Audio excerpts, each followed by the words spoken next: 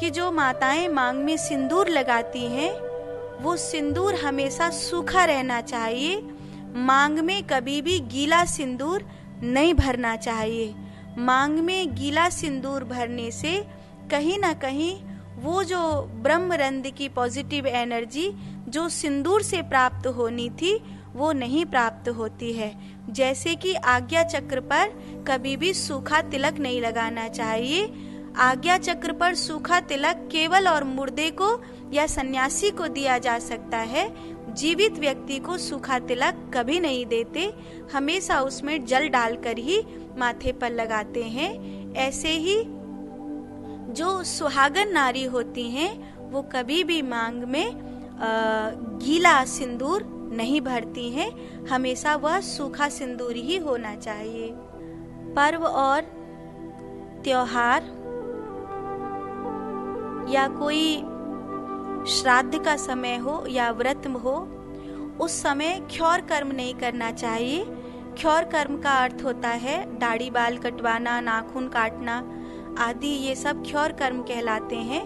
तो जिस दिन श्राद्ध हो, जिस दिन व्रत का दिन हो, घर में कोई त्योहार हो या कोई पर्व हो, उस दिन क्षौर कर्म नहीं कराना चाहिए। दूसरी बात,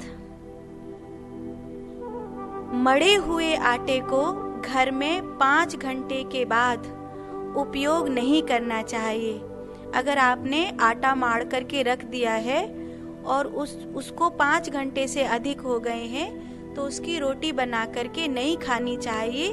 मढ़े हुए आटे में पिंड बन जाता है और उसमें कहीं ना कहीं जो बिना शरीर वाली सोल होती हैं उन ऊर्जाओं का वास होता है। जब हम पिंड दान करते हैं तब भी उस पिंडा को इसी तरह बनाते हैं, चावल में तिल मिलाकर आदि आदि, और उसको कुछ समय रखते हैं ताकि उस पिंड में जिसका आवाहन किया जा रहा है वो आ जाए।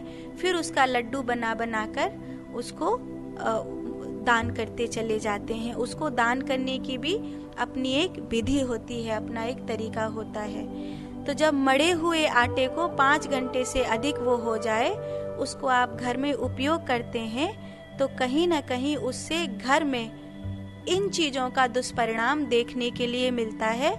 अनचाही नेगेटिव एनर्जी घर में आ जाती है, अनचाहा व्यक्ति दुखी रहने लगता है, कोई ना कोई ऐसी स्थिति परिस्थिति पैदा होती है जो कहीं ना कहीं पीड़ादायी होती है। कई बार माताएं रात्रि में आटा माड़ करके रख देती हैं और रात्रि में मड़े हुए उस आटे को सुबह सुबह बच्चों को पराठे बनाकर रोटी बना करके दे देती हैं। इससे वो अपने बच्चों के लिए खुद ही मानो कुआं खोद रही हैं, जो उन्हें पता भी नहीं है कि वो अपने बच्चों के लिए कितना बड़ा एक अनर्थ कर रही हैं। ये दूसरी बात है जो हम सब के लिए जानने योग्य है।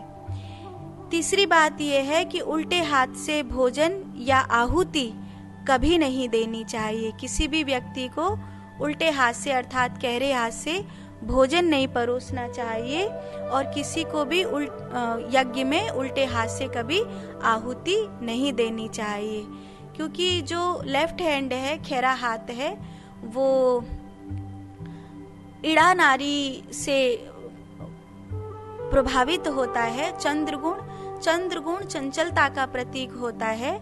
इसीलिए उल्टे हाथ से कभी भी भोजन परोसना या आहुति देना उसको देवता नहीं स्वीकार करते हैं। तो कोई भी आपके घर में भोजन करने के लिए आए और आप उन्हें भोजन परोस रहे हैं तो उल्टे हाथ से कभी नहीं परोसना चाहिए। कभी यज्ञ हो रहा है तो कभी उल्टे हाथ से आहुति यज्ञ में नहीं देनी चाहिए। 5वीं बात है कि दोनों हाथ से कभी भी सिर नहीं खुजाना चाहिए। कई बार आप मजाक में या किन्हीं परिस्थितियों में दोनों हाथ से अपने सिर को खुजाने लगते हैं, जिससे आपकी जो ऊर्जा की गति है जो इड़ा और पिंगला से विचरण कर रही थी उसमें विक्षेप पैदा होता है और आपका भाग्य नष्ट होता है। 6वीं बात यह है कि जो आप नहीं चाहते वह कभी भी किसी भी स्थिति में परिस्थिति में मजाक में भी वो कभी किसी दूसरे के साथ नहीं करना चाहिए।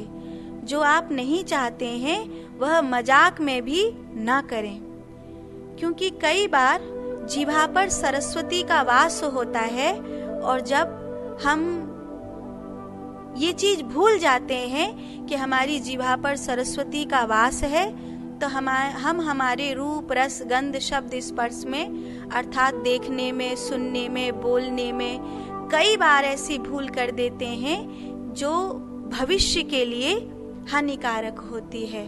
रूप, रस, गंध, शब्द और स्पर्श, इनमें से किसी में भी कभी ऐसा मजाक में भी नहीं करना चाहिए जो आप भविष्य में अपने साथ नहीं चाहते हैं, क्योंकि नियति सब कुछ प्रारब्ध निर्मित कर रही है और प्रारब्ध निर्मित करने के कारण चूंकि मनुष्य की जीवा पर सरस्वती का वास है, तो कब, कहाँ, क्या, कैसे घटित होगा मनुष्य कहता रह जाता है, मैंने तो मजाक में बोला था, मैं तो बस ऐसे ही सोच रही थी, मुझे क्या पता था ऐसा हो जाएगा, मैं तो बस ऐसे ही कह दी थी, मैंने तो उसे बस ऐसे ही जाकर छू दिया था, मुझे तो पता नहीं था ऐसा हो जाएगा। आपको पता हो या नहीं हो, लेकिन नियति को जरूर पता होता है, इसलिए जो आप भविष्य में अपने लिए नहीं चाहते हैं उसे मजाक में भी कभी नहीं करना चाहिए। 7वीं बात यह है कि शुभ कार्य में दाहिना पग हमेशा आगे बढ़ाइए, क्योंकि ये सूर्य तत्व से प्रभावित होता है और आप कोई भी शुभ कार्य करने के लिए जाते हैं तो वहां आपको पिता की ऊर्जा, गुरु की ऊर्जा अनिवार्य होती है। इसलिए जब कभी आप किसी शुभ कार्य के लिए जाएं तो घर में प्रवेश करें या घर से पग आगे बढ़ाएं तो आपको दाहिना पग अर्थात राइट पग ही आगे बढ़ाना चाहिए। यात्रा के दौरान जब कभी आप चलने को तैयार हों तो आपको इस बात का ध्यान रखना चाहिए कि आपका जो वाहन है वो सबसे पहले चाहे 2 ही कदम गया पर आगे गया। अगर आपका वाहन सबसे पहले आपके ड्राइवर ने पीछे लिया है और फिर बाद में आगे किया है तो कहीं ना कहीं आपकी यात्रा सफल होने वाली नहीं है। तो इस बात का बहुत ध्यान रखना चाहिए कि आप कभी यात्रा पर निकल रहे हैं तो जो व्यक्ति गाड़ी चला रहे हैं उन्होंने पहले गाड़ी को आगे ही लेना है। जब कभी गाड़ी स्टार्ट करें और हम यात्रा पे निकलें, भले आगे जगह ना हो तो 1 कदम ही खसकाओ, पर पहले आगे चलो, बाद में उसको पीछे लेना चाहिए। 9वीं बात ये है कि घर में दुग्ध का फैलना अशुभ संकेत देता है, कुछ हानि होने वाली है, कुछ नुकसान होने वाला है। इसलिए हमेशा ये ध्यान रखना चाहिए कि उबलता हुआ दूध बार बार जिस गृहिणी के हाथ से फैलता है, बार बार जिन घर के बच्चों के हाथ से दूध गिरता है, कहीं ना कहीं ये इस बात की निशानी है कि उनके जीवन में बहुत सी अशुभ घटनाएं हैं जो उनका इंतजार कर रही हैं। ये एक संकेत है, तो प्रयास करना चाहिए कि हमारे द्वारा ऐसा ना हो।